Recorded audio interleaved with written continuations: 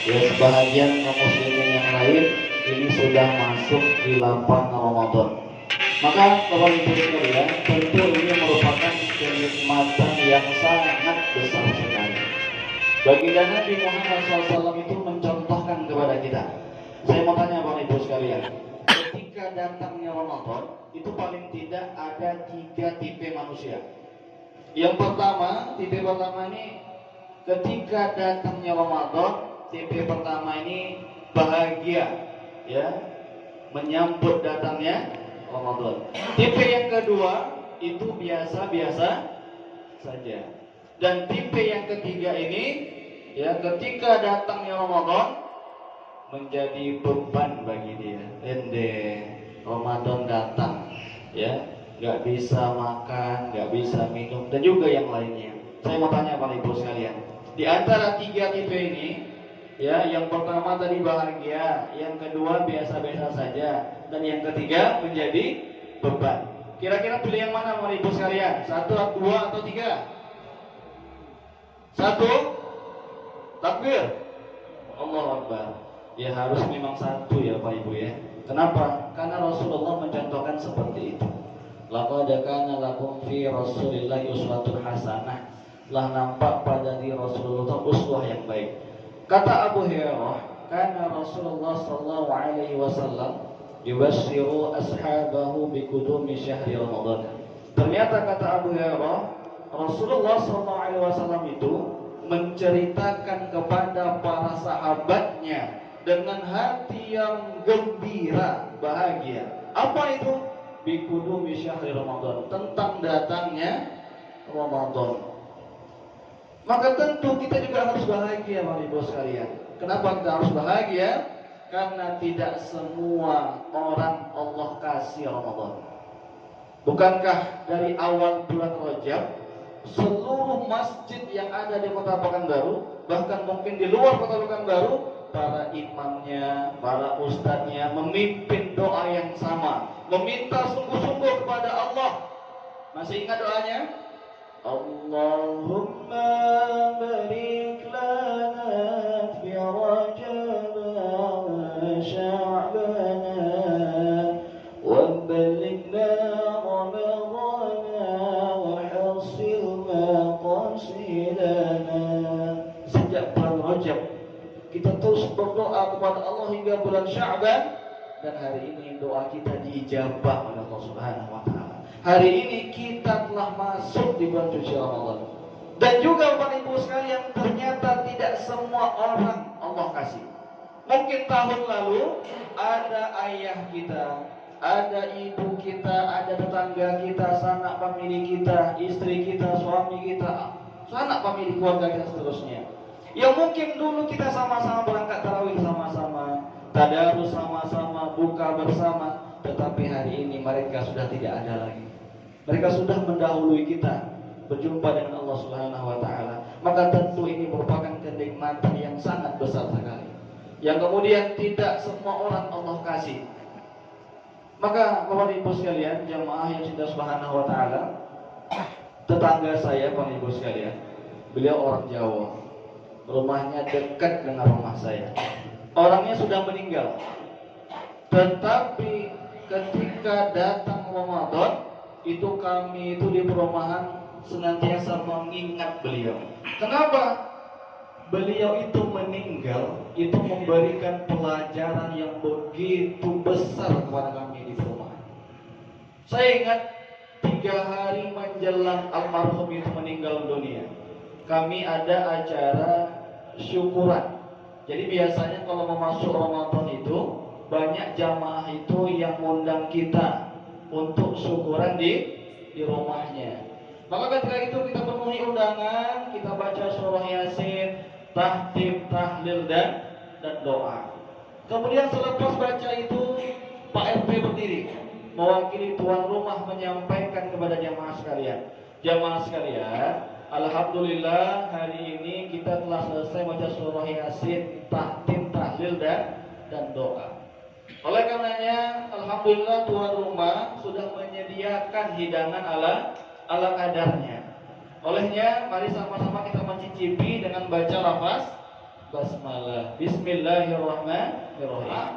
Berdiri, ngantri ngambil nasi. Ternyata tidak dengan almarhum. Ketika orang pada berdiri ngambil nasi, beliau ngambil mic. Diambilnya mic, kemudian beliau bersolawat. Saya ingat ketika itu selawatnya selawat Jibril. Sallallahu ala Muhammad, sallallahu alaihi wasallam, sallallahu ala Muhammad, sallallahu alaihi wasallam. Gak mau berhenti beliau. Akhirnya karena gak mau berhenti, Pak RT yang hentikan. Mas, cukup mas. Ini teman-teman sudah ngambil nasi, sudah ada yang makan. Mas belum ambil nasi lagi. Tolong mas berhenti dulu, mas ambil nasi dulu, makan dulu. Selepas makan nanti kalau mas melanjutkan sholawatnya, silahkan. Karena Pak RT yang ngomong gitu di depan jamaah, maka akhirnya beliau berdiri ambil nasi. Makan, kemudian selepas makan, beliau ambil mic lagi. Ketika kami sudah bubar, hanya tinggal berapa orang saja di rumah itu, beliau tetap selawat ketika itu. Kemudian 3 hari setelahnya, 2 hari menjelang datangnya Ramadan, itu kita ada acara tarikh Ramadan di lapangan perumahan. Karena mas ini orangnya baik, sosialnya bagus, maka sorenya beliau datang ke lapangan. Kira-kira ngapain ke lapangan sore-sore? Ngapain Pak? Iya betul. Bantu persiapan untuk acara nanti malam, termasuk bantu masak tenda untuk nanti malam.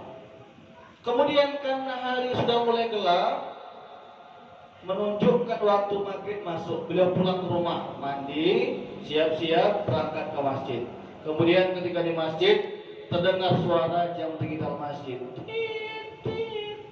menunjukkan waktu maghrib masuk. Akhirnya beliau maju ke depan, terus mengumandangkan azan. Ketika sampai azannya, hayya 'alas shalah,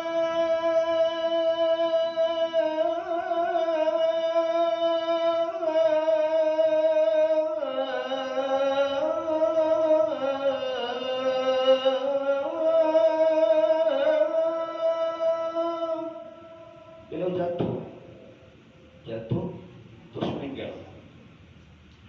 Beberapa jamaah itu ingin memastikan betul nggak ya almarhum ini meninggal, Mas Gio ini meninggal. Akhirnya jenazah itu maghrib itu dibawa ke bidan amel di perumahan. Azan yang belum selesai tadi, takmir masjid yang menyelesaikannya. Dicek di bidan amel, dicek tangannya, dicek bagian jantungnya. Oh iya betul, beliau sudah meninggal dunia. Akhirnya jenazah beliau maghrib itu dipindahkan ke rumahnya malam itu. Kemudian tenda yang tadi pas dipasang beliau sorenya, beliau membantu memasangnya, itu dipindahkan maghrib itu ke rumahnya. Acara tarikh dibatalkan. Hidangan yang sudah terhidang, yang sudah dimasak sama ibu-ibu, dibungkus, dibagi-bagikan ke rumah-rumah warga. Maka Bapak Ibu jamaah yang Allah Subhanahu wa taala meninggal dalam kondisi sedang ibadah kepada Allah, sedang ketaatan kepada Allah Subhanahu wa taala, yang kita kenal dengan husnul khatimah. Apa yang saya sampaikan kepada Ibu sekalian? Ramadan tahun ini jangan-jangan Ramadan terakhir kita, Bapak Ibu sekalian. Gak ada jaminan Ramadan tahun depan nanti Allah masih menghidupkan kita. Maka ingatlah pesan dari baginda Nabi Muhammad SAW. Apa kata Rasulullah? Ni'matani mamnunun bihima katsirun minan nas. 2 nikmat yang kebanyakan manusia itu lalai, kurang maksimal. Apa nikmat tersebut? As-sihah wal faragh, sehat dan waktu luang. Ramadan Bapak Ibu sekalian begitu luar biasa keutamaannya. Maka jangan sampai lewat begitu saja, berlalu begitu saja. Harus betul-betul kita maksimalkan Bapak Ibu sekalian. Jangan sampai kita termasuk hadis yang disampaikan oleh baginda Nabi Muhammad SAW tadi, bahwa banyak manusia itu yang lalai tentang 2 nikmat ini. Bukankah kita tahu bagaimana setiap amalan yang kita lakukan ketika Ramadan itu Allah lipat gandakan? Bukankah Allah Subhanahu wa taala berdiri, ngantri ngambil nasi. Ternyata tidak dengan almarhum. Ketika orang pada berdiri ngambil nasi, beliau ngambil mic. Diambilnya mic, kemudian beliau bersolawat. Saya ingat ketika itu selawatnya selawat Jibril. Sallallahu ala Muhammad, sallallahu alaihi wasallam, sallallahu ala Muhammad, sallallahu alaihi wasallam. Gak mau berhenti beliau. Akhirnya karena gak mau berhenti, Pak RT yang hentikan. Mas, cukup mas. Ini teman-teman sudah ngambil nasi, sudah ada yang makan. Mas belum ambil nasi lagi. Tolong mas berhenti dulu, mas ambil nasi dulu, makan dulu. Selepas makan nanti kalau mas melanjutkan sholawatnya, silahkan. Kenapa RT yang ngomong gitu di depan jamaah, maka akhirnya beliau berdiri ambil nasi. Makan, kemudian selepas makan, beliau ambil mic lagi. Ketika kami sudah bubar, hanya tinggal berapa orang saja di rumah itu, beliau tetap selawat ketika itu. Kemudian 3 hari setelahnya, 2 hari menjelang datangnya Ramadan, itu kita ada acara tarikh Ramadan di lapangan perumahan. Karena Mas ini orangnya baik, sosialnya bagus, maka sorenya beliau datang ke lapangan. Kira-kira ngapain ke lapangan sore-sore? Ngapain Pak? Iya betul. Bantu persiapan untuk acara nanti malam, termasuk bantu masak tenda untuk nanti malam. Kemudian karena hari sudah mulai gelap, menunjukkan waktu maghrib masuk, beliau pulang ke rumah, mandi, siap-siap berangkat ke masjid. Kemudian ketika di masjid terdengar suara jam digital masjid, menunjukkan waktu maghrib masuk. Akhirnya beliau maju ke depan, terus mengumandangkan azan. Ketika sampai azannya, hayya 'alas shalah,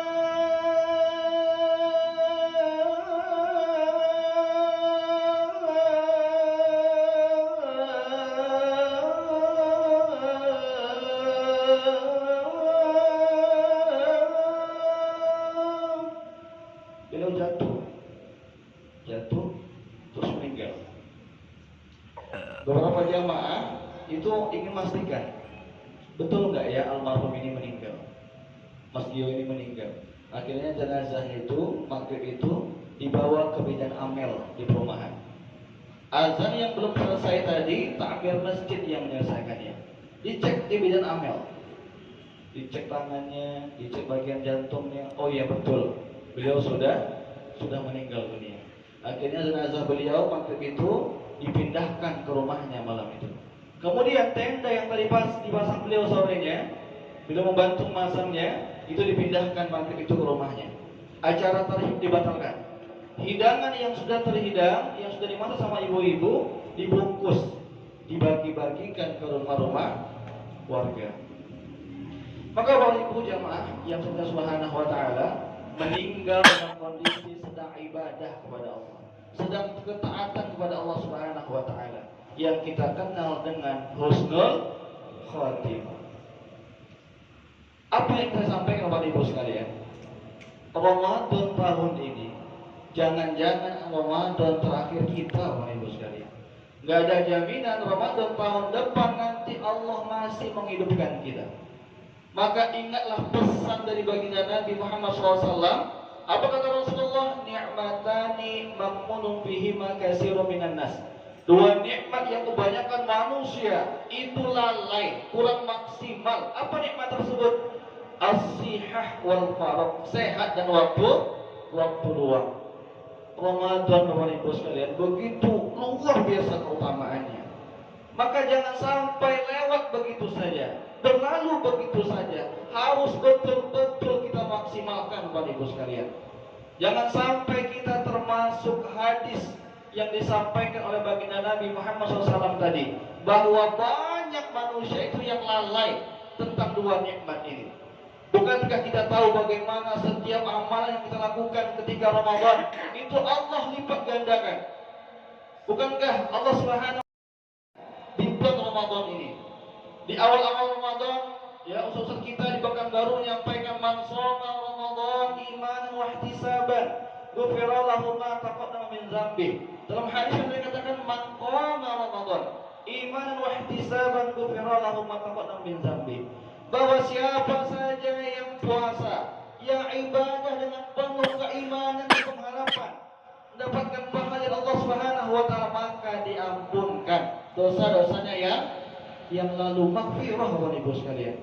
Kalaulah kita mendapatkan maghfirah, ampunan dari Allah Subhanahu wa taala, maka wa jannatin arduha samawati wal ard. Allah siapkan surga yang luasnya seluas langit dan bumi. Tapi ingat Bapak Ibu sekalian, Rasulullah menyampaikan, celakalah kalian, kata Rasulullah, ketika Ramadan kalian lewatin, selepas itu kalian tidak mendapatkan ampunan dari Allah Subhanahu wa taala. Dan juga Bapak Ibu sekalian, ada amalan yang juga luar biasa. Begitu banyak amalannya, termasuk amalan sedekah. Kata Rasulullah, sebaik-baik sedekah, afdhalus sedekah itu di bulan suci Ramadan. Maka kepada ibu jamaah yang kita Subhanahu wa taala, maka hari ini dengan Rumah Tahfiz hari ini Bapak Ibu sekalian datang kembali untuk mengajak kepada kita semua. Allah Subhanahu wa taala katakan alladzina yu'minuna bil ghaib wa yuqimuna shalah wa mimma razaqnahum yunfiqun. Salah satu ciri orang yang beriman itu adalah orang yang gemar, wa mimma razaqnahum yunfiqun, gemar dia, ringan tangannya untuk menginfakkan sebagian hartanya.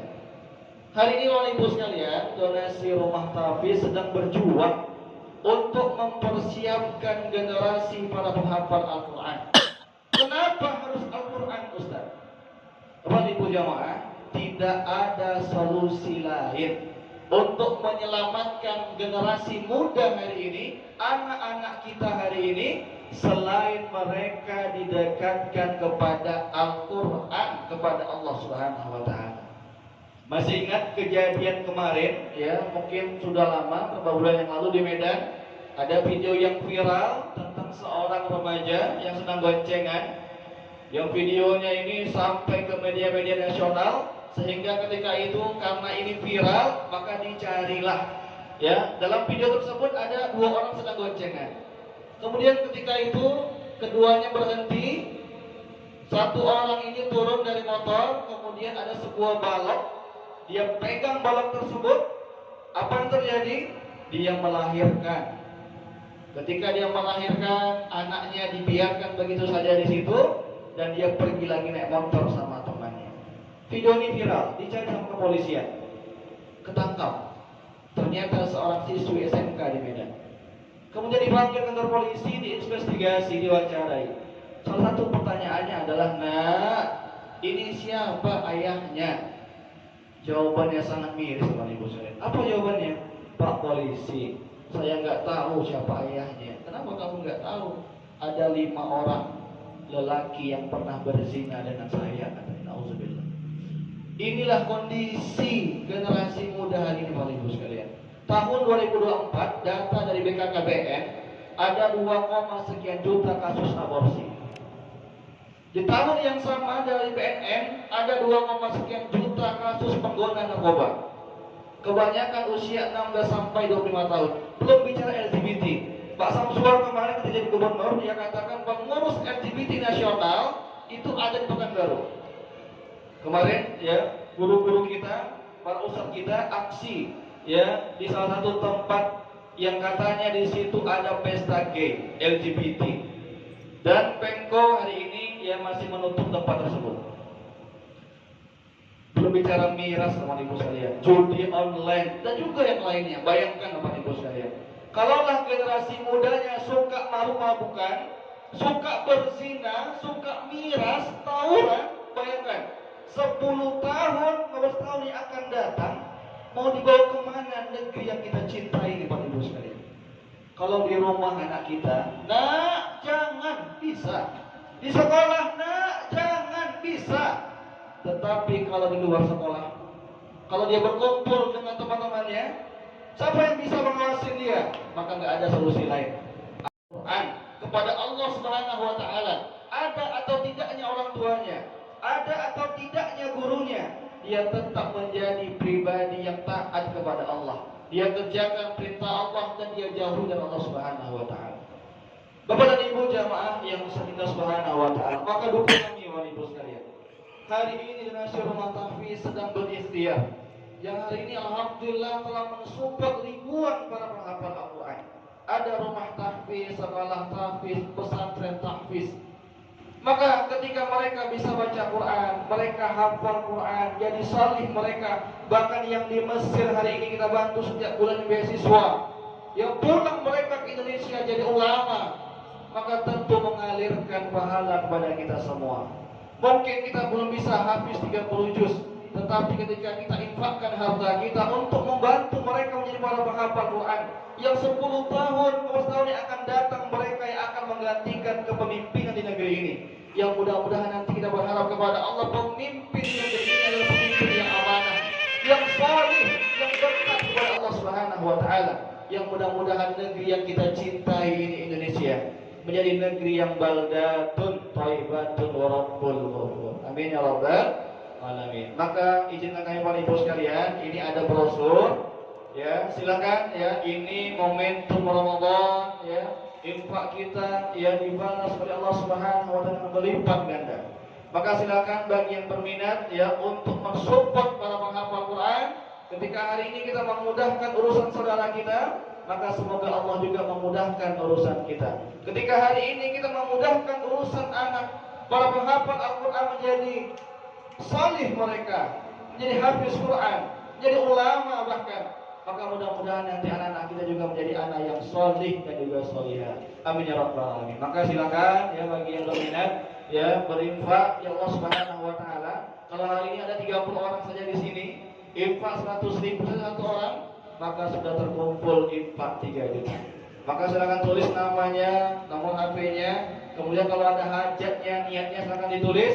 Nanti insya Allah akan kita minta pada santri tahfiz untuk mendoakan hajat-hajat kita semua. Mungkin Bapak Ibu sekalian jamaah yang sedang Subhanahu wa taala ya, bagi yang mau transfer juga boleh, itu ada nomor rekening BSI dan di bawahnya ada nomor HP saya. Mohon izin nanti bisa konfirmasi transfer ya melalui nomor yang ada di bawah, agar kami tahu bahwa infak ini dari Bapak dan Ibu jamaah Masjid Al-Karamah BPKAD Provinsi Riau. Juga bisa nanti niatkan infaknya untuk orang tua yang kita cintai, untuk keluarga kita, sanak famili kita, orang-orang terdekat kita. Yang mudah-mudahan nanti ya infak yang kita berikan ini bisa meringankan ya hisab dia nanti di hadapan Allah Subhanahu wa taala. Karena dia sudah meninggal dunia, ya bakti anak kepada orang tua bukan hanya ketika orang tuanya masih hidup di dunia, tetapi ada bakti anak kepada orang tua meskipun orang tuanya sudah meninggal dunia. Apa baktinya? Yang pertama mendoakan kebaikan untuk orang tuanya. Yang kedua dia berinfak, dia bersedekah, dia berwakaf, dia niatkan ini untuk kedua orang tuanya. Bapak dan Ibu jamaah yang Allah Subhanahu wa taala, jazakumullah khair, kami ucapkan kepada kita semua yang telah mensupport program Generasi Rumah Tahfiz untuk mempersiapkan generasi para penghafal Quran, generasi umat terbaik. Maka semoga apa yang diinfakkan Allah membalas segala kebaikannya, Allah berikan kemudahan atas segala urusannya, murah rezekinya, sehat selalu, dan tentu keluarganya menjadi keluarga yang sakinah, mawaddah warahmah insyaallah. Amin ya rabbal alamin. Mungkin demikian. Saya mohon maaf atas segala kata-kata yang kurang baik, sikap yang kurang elok, kurang berkenan di hati. Saya senang sekali bisa bertemu dengan Bapak Ibu jamaah semua. Semoga Allah Subhanahu wa taala memberikan kita kesempatan untuk bisa bersua kembali dalam waktu yang lain. Saya tutup dengan hamdalah, alhamdulillahirabbil alamin, dan doa penutup menjadi subhanakallahumma wa bihamdika asyhadu an la ilaha illa anta astaghfiruka wa atubu ilaik. Assalamualaikum warahmatullahi wabarakatuh.